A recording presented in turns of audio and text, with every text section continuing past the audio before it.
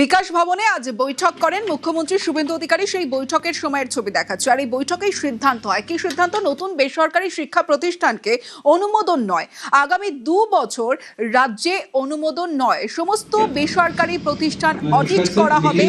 আজ যে বৈঠক করেন বিকাশ ভবনে মুখ্যমন্ত্রী শুভেন্দু অধিকারী, সেই বৈঠকেই এই সিদ্ধান্ত।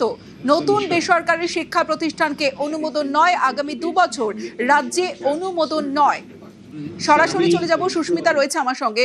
সুস্মিতা, আজকের এই বৈঠকে এই সিদ্ধান্ত, কিন্তু কেন এই সিদ্ধান্ত?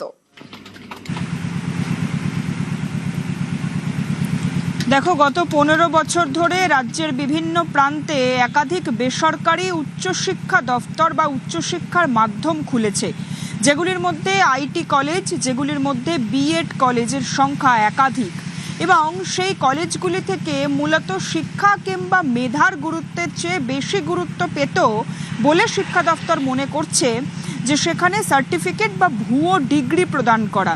এবং এ রাজ্যে একাধিক জায়গা থেকে বিভিন্ন সময় ভুয়ো চিকিৎসক থেকে আরম্ভ করে ভুয়ো শিক্ষক, সেই শিক্ষকের নমুনা উঠে এসেছে। আর আগামী দিনে যাতে মেধা ছাড়া কেউ ডিগ্রি প্রাপ্তি না ঘটে কারো, সেদিকেই এবার মূলত নজর দিতে চাইছে শিক্ষা দপ্তর, উচ্চশিক্ষা দপ্তর এ রাজ্যের।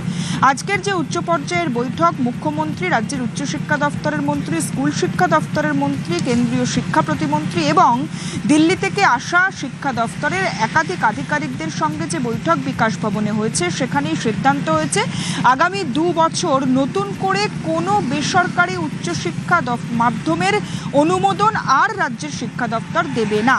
বরং গত 15 বছরে যে সকল বেসরকারি IIT college, B Ed college, nursing কলেজের উৎপত্তি ঘটেছে, সেগুলির অডিট করে দেখাতে হবে। যদি সেই বেসরকারি কলেজগুলি নিজেদের সঠিক তথ্য প্রমাণ নথি দেখাতে না পারে রাজ্যের স্বাস্থ্য দপ্তরকে, সেক্ষেত্রে ব্যবস্থা গ্রহণ করবে রাজ্যের উচ্চশিক্ষা দপ্তর, এমনটাই সিদ্ধান্ত গৃহীত হয়েছে। এবং শুধু তাই নয়, এ রাজ্যের বিভিন্ন প্রান্তে যে গজিয়ে ওঠা বেসরকারি মাধ্যমগুলি, যেগুলি থেকে মূলত মেধার ভিত্তিতে নয় বরং অনেক ক্ষেত্রেই অর্থনৈতিক প্রভাব খাটিয়ে বা একাধিক প্রভাব মারফত মিলে গিয়েছে ডিগ্রি, সেই সমস্ত ক্ষেত্রেও অডিট হবে। এবং আগামী 2 বছর কোনো বেসরকারি কোনো বিএড কলেজ বা আইআইটি কলেজ বা উচ্চশিক্ষা কলেজ, ইউনিভার্সিটি, এগুলির অনুমোদন আপাতত নতুন করে রাজ্যের উচ্চশিক্ষা দপ্তর দেবে না। যেগুলি গত 15 বছরে হয়েছে সেগুলির অডিট হবে, তারপরেই সিদ্ধান্ত হবে। এবং অবশ্যই যে বেসরকারি উচ্চশিক্ষা কলেজগুলি, উচ্চশিক্ষা মাধ্যমগুলি তাদের সঠিক নথি দেখাতে না পারবে, উচ্চশিক্ষা দপ্তরের তরফ থেকে তাদের বিরুদ্ধে নেওয়া হবে যথাযোগ্য ব্যবস্থা। বেশ সুস্মিতা।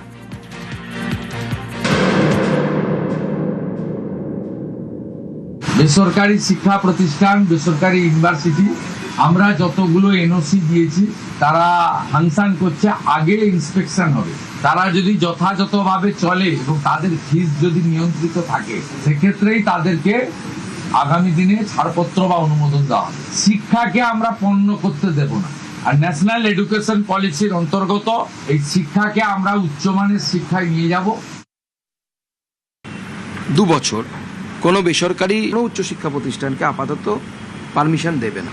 সরকারি ব্যবস্থাকে ভালো করা, স্কুলগুলোকে ভালো করা, প্রতি স্কুলে মাননীয় মুখ্যমন্ত্রী নির্দেশ দিয়েছেন টয়লেট আছে কিনা, জলের ব্যবস্থা আছে কিনা, কিচেনে গ্যাসের ব্যবস্থা আছে কিনা, স্কুলগুলোকে আগামী দিনে রিপেয়ার করার ব্যবস্থা, সেই পরিকাঠামোগুলোকে ভালো করার প্রতি মাননীয় মুখ্যমন্ত্রী জোর দিতে বলেছেন।